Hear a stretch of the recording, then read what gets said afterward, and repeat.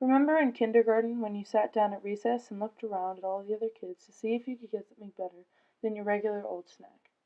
You would go from friend to friend asking if they wanted to trade a granola bar for an Oreo, or trade an apple for a cookie. Trade is a hardwired concept in people's brains, but where did it all come from? It comes from thousands of years ago in a land far, far away known as Mesopotamia, a civilization founded on the fertile land near the great Tigris and Euphrates rivers. In present day, trade is defined as the action of buying and selling goods. But when it began, there were no colorful plastic bills that smelled like maple syrup as you scratched a little leaf in the corner. It was simply people using what they offer and create to trade for other things that they need that another person has to offer. Trade was born from the development of cities and civilizations and led to further evolution.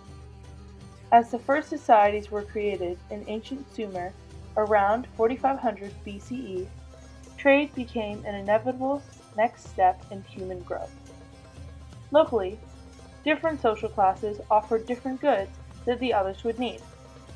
For example, the people inside the cities who were producing fine tools would outsource them to the farmers in the countryside, who would, in turn, give them food and livestock to bring back. Trade also spread all along the Fertile Crescent.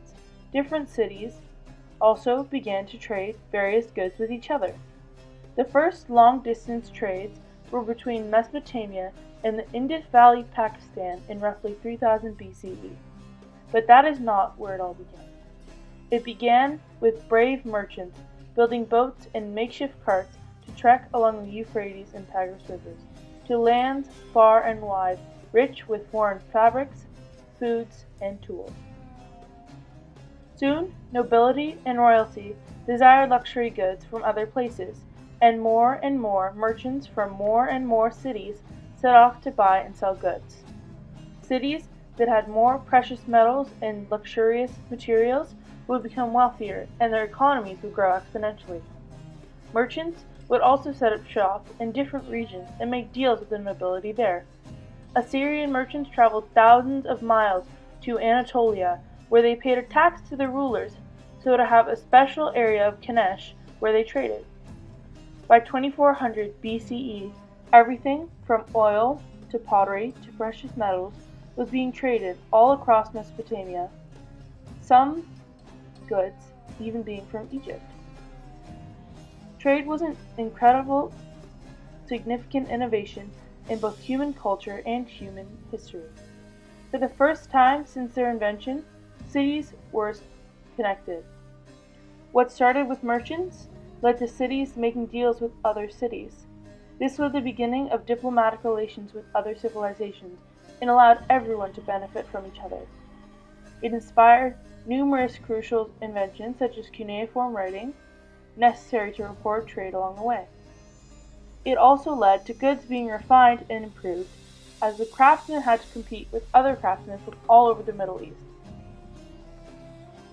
Not only was this an incredible shift in relationships between governments and the quality of goods, it also led to a shift in culture. Now the goods from other places were being exchanged with each other, and merchants were traveling all around cultures were also being exchanged. Traditional garments and region-specific materials were desired in other places. Cross-cultural contact was born and led to eventual globalization thousands of years in the future. Trade is potentially the most significant invention in all of history, because it led to all innovation following its invention. Without trade, we might not have developed writing or law or modern government. Canada wouldn't even exist because the British would have never found North America if they weren't looking for a faster trade route to India. Without trade, we wouldn't have mutual benefits with other countries or experience culture from other places. Without trade, we wouldn't have any technology of our modern age. Without trade, I wouldn't even be able to make this very podcast. Thank you for listening.